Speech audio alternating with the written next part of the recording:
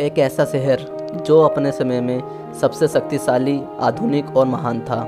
यहाँ के महल, इमारतें, मंदिर आदि सब सोने की बनी हुई थी, जिसका निर्माण स्वयं हिंदुओं के महान देवता श्री कृष्ण ने किया था। हम बात कर रहे हैं द्वारका की।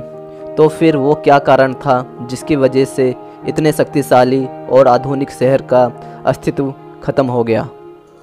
इन सब सवालों के जवाब जानने के लिए इस वीडियो को लास्ट तक जरूर देखें। द्वारका एक प्राचीन नगर। इस नगर का धार्मिक, पौराणिक एवं ऐतिहासिक महत्व है। श्री कृष्ण ने द्वारका का निर्माण यादवों की सुरक्षा के लिए किया था। श्री कृष्ण ने राजा कंस, जो रिश्ते में उनके मामा थे, उनका वध कर दिया।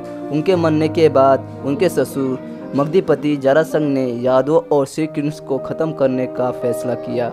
वे मथुरा और यादवों पर बार बार आक्रमण करते थे, इसलिए यादवों की सुरक्षा को ध्यान में रखते हुए श्री कृष्ण ने मथुरा छोड़ने का निर्णय लिया और विश्वकर्मा जी की मदद से एक ऐसे नगर का निर्माण किया जो अपने समय में सबसे आधुनिक, शक्तिशाली, समृद्ध था।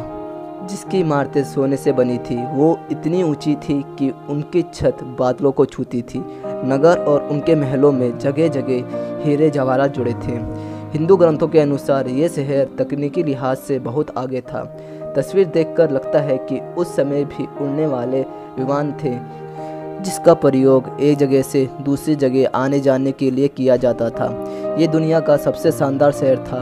वहाँ के नागरिक समृद्ध और खुशहाल थे। हर कोई हर समय खुश रहता था। बिल्कुल स्वर्ग जैसा शहर था। शहर चारों ओर से बड़ी दीवारों से घिरा हुआ था और ये शहर एक द्वीप पर बना हुआ था जो चारों ओर से पानी से घिरा हुआ था।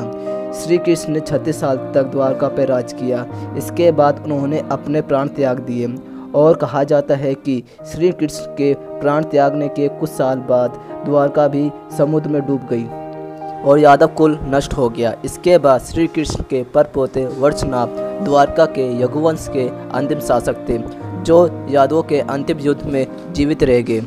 द्वारका के समुद्र में डूब जाने के बाद अर्जुन द्वारका आए और वर्षनाभ और अन्य जीवित यादवों को हस्तिनापुर ले आए और बाद में वर्षनाभ को मथुरा का राजा घोषित कर दिया। हिंदू धर्मों के अनुसार द्वारका का नष्ट होने का कारण 2 शाप थे। पहला शाप, महाभारत युद्ध के बाद कौरवों की माता गांधारी ने महाभारत युद्ध के लिए श्री कृष्ण को दोषी ठहराया था। उन्होंने श्री कृष्ण को श्राप दिया कि जिस तरह कौरवों के वंश का नाश हुआ, ठीक उसी प्रकार पूरे यदुवंश का भी नाश होगा। और दूसरा शाप प्रचलित कहानियों के मुताबिक ऋषियों द्वारा श्री कृष्ण के पुत्र शाप को दिया गया था। दरअसल महर्षि विश्वामित्र, कल्पदेव ऋषि नारद और उनके साथ कुछ लोग द्वारका पहुँचे। वहाँ यादव कुल के कुछ युवकों ने ऋषियों से मजाक किया। वे श्री कृष्ण के पुत्र शाप को स्त्री वेश में ऋषियों के पास ले गए और कहा कि ये गर्भवती है, इसके गर्भ में क्या पैदा होगा। ऋषि अपने अपमान से क्रोधित हो उठे और उन्होंने शाप दिया कि श्री कृष्ण का यह पुत्र ही यदुवंशी कुल का नाश करने के लिए एक लोहे का मूसल बनाएगा, जिससे अपने कुल का वह खुद नाश कर लेगा। और दूसरी तरफ वैज्ञानिकों के अनुसार जब हिमयुग समाप्त हो गया, तब समुद्र का जल स्तर इतना बढ़ा जिससे विश्व के कई तटवर्ती शहर डूब गए। उनमें से एक द्वारका भी थी। लेकिन सवाल यह उठता है कि हिमयुग अब से करीब 10,000 साल पहले समाप्त हुआ था और भगवान कृष्ण ने द्वारका नगरी का निर्माण आज से 5,000 साल पहले ही किया था। इसलिए द्वारका के हिमयुग के बाद डूबने की थ्योरी समझ से परे है। 1960 के दशक के शुरू में डॉक्टर SR राव ने सबसे पहले द्वारका को खोज करने का काम शुरू किया। इसके पीछे भी एक कहानी है, जो अब की द्वारका के जिसका निर्माण श्री कृष्ण के परपोते ने किया था।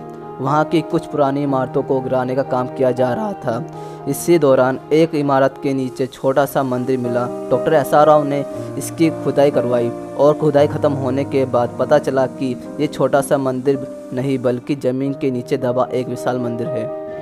इसी के चलते द्वारका को ढूंढने का काम शुरू हुआ और अभी भी चल रहा है। सन 2005 और 2007 में भारतीय पुरातत्व सर्वेक्षण के निर्देशन में भारतीय नौसेना के गोताखोरों ने समुद्र में समाई द्वारका नगरी के कई अवशेषों का पता लगाया। समुद्र से कुछ ऐसे भी अवशेष भी बाहर लाए गए जिससे साबित हो जाता है कि द्वारका नगरी में पानी में समा जाने की बात पूरी तरह सच है।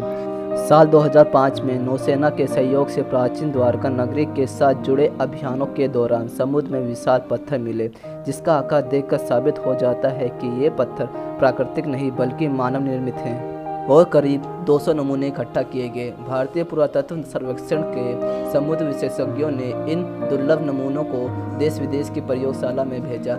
नौसेना के गोताखोरों ने 4000 वर्ग मीटर के दायरे में इन अवशेषों को खोजा और वहां पड़े भवनों के खंडों के नमूने इकट्ठा किए, जिन्हें आरंभिक तौर पर चूना पत्थर बताया गया। पुरातत्व विशेषज्ञों ने बताया कि ये खंड बहुत ही विशाल और समृद्धशील नगर और मंदिर के अवशेष हैं।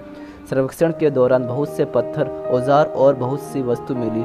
उनमें से सबसे खास सीपियाँ थी, जिसका प्रयोग द्वारका के लोग अपनी पहचान के लिए करते थे। इन सीपियों का उल्लेख ग्रंथों में भी किया गया है। द्वारका का डूबने का सच अभी तक साफ तौर पर किसी को भी पता नहीं है। शायद कुछ साल बाद इन सब सवालों के जवाब लोगों तक आ जाएं।